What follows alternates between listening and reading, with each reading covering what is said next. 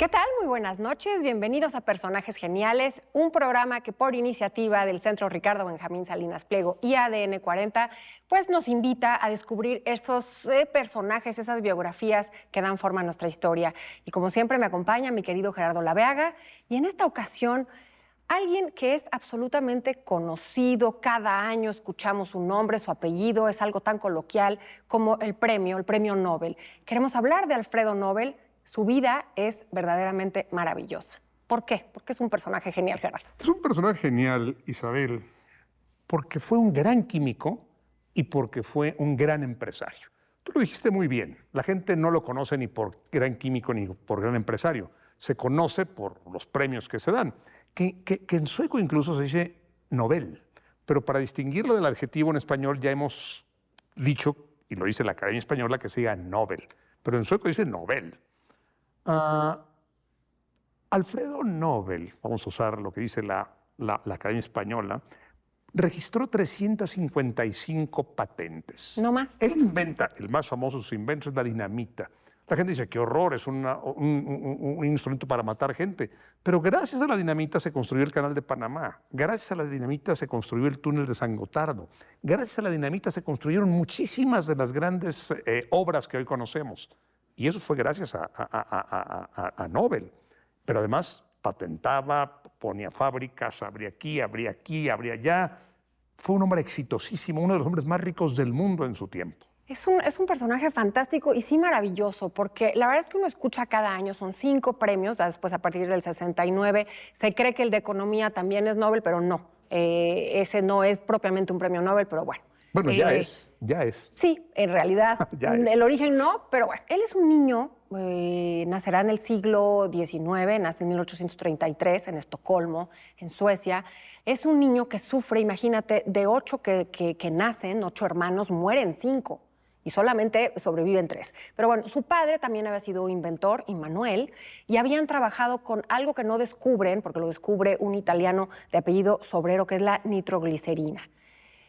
Es un explosivo, no es la mítica pólvora de los chinos, y el problema con la nitroglicerina es que es absolutamente inestable. El padre había inventado también para la guerra una mochila que estaba de terror, pero era utilizada para los soldados, la podían utilizar como almohada, en fin. Estaban muy orientados hacia lo bélico, hacia la guerra. Sin duda. Y entonces, cuando al padre se le ocurre empezar a trabajar, bueno, obviamente en este laboratorio, ya era grande Alfredo, empiezan a trabajar con la nitroglicerina y sufren un accidente terrible en el cual muere uno de los hermanos. Emil muere en uno de estas explosiones. ¿Qué sucede? Que además por la explosión y por las deudas que tenía el padre, tienen que emigrar y emigran a San Petersburgo. Hay que decir que Alfredo será un hombre políglota, es un hombre muy culto. Fíjate, no se casa nunca, no tiene hijos, tiene relaciones pues poco fructíferas con las mujeres. En realidad es un hombre que se dedica a la ciencia y a la empresa. Es un magnífico empresario. Será, digamos, uno de las riquezas vivas más importantes de Europa, pero siempre con algo que se le venía encima. Ustedes se dedican, los Nobel, a destruir, a lo bélico. Mercaderes de la muerte las pusieron. Y la nitroglicerina, que es un líquido, explotaba un día sí y un día no. Ocasionaba accidentes por todas partes. El propio Sobrero, al que tú te has referido, le quedó deformada la cara en una explosión de cara y dice, hasta aquí llegué con la nitroglicerina. Pero Nobel insiste. Muere su hermano Emilio en una explosión y un día pone 3 frasquitos en una base de grava y se derrama un poquito y no pasa nada, porque la grava lo absorbe. Y ese es el principio para inventar la dinamita. Pero además Nobel inventa algo más, inventa un detonador. Va a explotar cuando yo diga que explote, no cuando quiera explotar. Imprescindible. Otro gran invento de Nobel, el detonador a base de mercurio, que permite que explote este explosivo tan fuerte cuando él quiera. Él controla esa explosión. Por supuesto. Y sí, se murió su familia, se murieron muchísimas más gente con los explosivos. Sí. Y la gente, como tú bien lo dices, lo detesta. Sí. Le niegan las entradas a los hoteles, lo corren. De Francia, donde estaba tan contento, lo echaron. Porque otro de sus inventos, la balistita, que era la pólvora sin humo. Porque en la guerra a veces se disparaba algo y quedaba una nube de humo tan grande y duraba tanto tiempo que la gente ya no distinguía de dónde venían los enemigos. y la balistita es una pólvora sin humo. Otro y invento como de no Alfredo estaba Nobel. peleado con el éxito económico, le vende, viviendo en Francia, le vende a los italianos la balistita. Y entonces Francia le dice, pero por supuesto que en este lugar no vas a vivir nunca más, y lo expulsan. Vivirá en San Remo, vivirá, es ahí donde muere a los 60 y tantos años, muere en 1896. Me adelanto un poco porque yo creo que a él sí le hubiera gustado muchísimo en lo que se convirtieron los premios. También hay una disputa tremenda con la familia, porque imagínate la gran riqueza que tiene. Este invento de la dinamita será global, porque incluso vive en San Francisco, viaja a Nueva York, va por todo el mundo. El material poroso que absorbe la nitroglicerina será un descubrimiento que cambia la faz de la Que Tierra. se llama dinamita. Que es la dinamita. Juntos y con detonador es la dinamita. Y entonces ayuda a la minería y hay otra cosa importantísima, que además es paradójico, porque él va a morir de un ataque cardíaco, se niega a tomar nitroglicerina ya en un fármaco que él mismo desarrolla, porque resulta que los vasos sanguíneos se dilatan, lo cual hace que el corazón tenga un mejor funcionamiento. La industria farmacéutica también se ve beneficiada con estos descubrimientos. Claro. Los 5 premios que se dan, digamos, a partir de 1900, cuando empieza el siglo, en 1901, serán la paz. ¿Por qué? Porque él siente esa retribución, le tiene que dar algo. Él está muy de la mano con una mujer pacifista, que será su amiga durante toda la vida, y ella le dice, dona el dinero. Berta von Suttner, la baronesa von Suttner. Nada más y nada menos. Que ganó el premio Nobel en 1905. Por eso es tan conocida, porque además es la primera mujer en ganar el Premio Nobel de la Paz, pero no es la primera mujer que gana el Nobel, porque lo había ganado a Marie Curie, que ya habíamos hablado de ella. Pero fíjate, químicas, bueno, lo que le dice su amiga es, ¿por qué no das toda tu fortuna, todo tu dinero, no tienes hijos, no tienes descendencia, a la causa pacifista? Y él le ve más visión en decir, no, voy a hacer una fundación que se premie a la invención, que se premie la ingeniería, que se premie la fisiología o medicina, la física, evidentemente, y la paz. Y la literatura. Obvio, las letras. Siempre tendrá una gran admiración también por lo intelectual, que él no se dedica a lo intelectual, pero ese premio me parece formidable y maravilloso. Y fíjate que este premio, se dice que la baronesa von Suttner lo influyó, no lo sabemos. Ella era una pacifista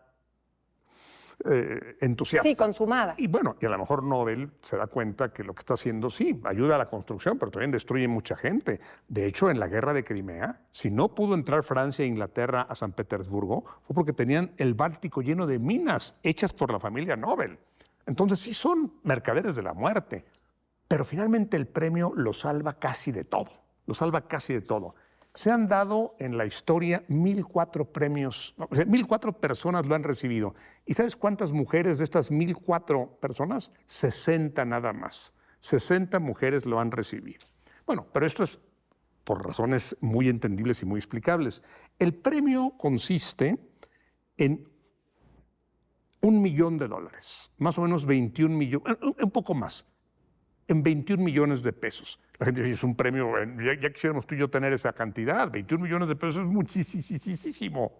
Pero si tú piensas que un cuadro como el de Leonardo da Vinci, Salvator Mundi, costó 450 millones de pesos, o que un cuadro como el de Willem de Kooning costó 300 millones de dólares, 21 millones de pesos es muy poquito. No. Cuando se lo dieron a Octavio Paz, le dijeron, maestro, ¿qué va a hacer con el dinero del premio Nobel? Sí. Digo, voy a empezar a ahorrar para comprarme uno de estos cuadros de Kooning. Pero imagínate, claro, acabas de mencionar a nuestro Nobel de literatura, pero si tú le das a un Gabriel García Márquez esos 21 millones o se lo das también al peruano Vargas Llosa, me parece formidable, me parece fantástico. No, es una gran cantidad. Por supuesto. Pero lo que te da el premio es prestigio. Sí. El dinero no es tanto comparado con lo que acabo de mencionar. Ahora, fíjate, esa forma en que se dan los premios, porque además toda la familia hacen un verdadero escándalo, porque ¿cómo es posible que el pariente millonario no nos haya heredado su gran fortuna? Porque era una enorme fortuna.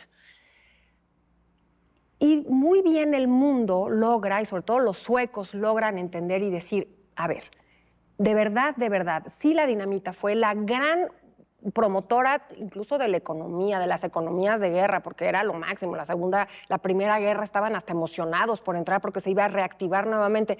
Todavía vimos ese modelo, digamos, de la Realpolitik muy militarizada con los estadounidenses. Cuando se meten a la guerra de Vietnam, yo creo que es ahí donde se parte ya de decir, dejemos de ver las guerras como promotor económico. Pero claro, cuando gana Suecia, cuando, digamos, el reino de Suecia gana este premio, lo que gana es prestigio. Prestigio absoluto. Bueno, yo no sé si muchos son, o sea, si todos han sido verdaderos ganadores. Yo creo que sí hay muchísimos científicos, por ejemplo, el premio Nobel se ha dado siempre, salvo en las guerras, incluso en la pandemia de COVID, y se da justamente a las y los investigadores para la vacuna del COVID. Si algo distingue al premio es que hay un gran aparato para evaluar los méritos de los candidatos. Sí es cierto, se han ido algunos que no lo merecían, y sí es cierto, otros han quedado, no fueron premiados, y ha sido una vergüenza para el premio. Nobel tuvo una relación con una joven que fue su secretaria, no Eva von Suttner, que también fungió como su secretaria un tiempo, pero después de Berta von Suttner, hay una jovencita austríaca a la que le lleva 20 años, siempre la corteja, pero se enojaba con ella porque era ignorante, no le interesaba la política, nunca la llevaba a ningún lado y tuvo un hijo con otro estando en su relación con él, lo cual fue el fin de la relación. Pero volviendo al premio, yo creo que es un gran premio. Se lo han dado a personas que no lo merecieron sin duda. Mira, pienso en el portugués Egon Moniz, que es el que hace la trepanación. Y si usted está nervioso, que le rebanen un pedazo de cerebro. ¡Qué horror! Y se lo dieron a Egon Moniz. Y pienso en otros grandes.